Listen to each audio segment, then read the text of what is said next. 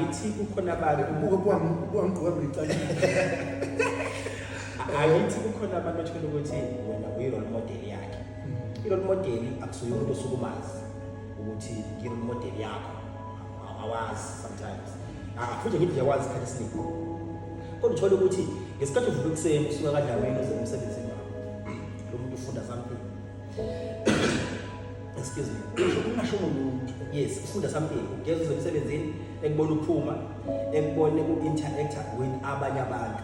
Ngaphandle semsebenzini wakho, mhlawumbe ukhuluma nami, ukhuluma nomunye umuntu, ekubone edrobheni nibingelana noma ekubone uhleka, ufunda something kuwena.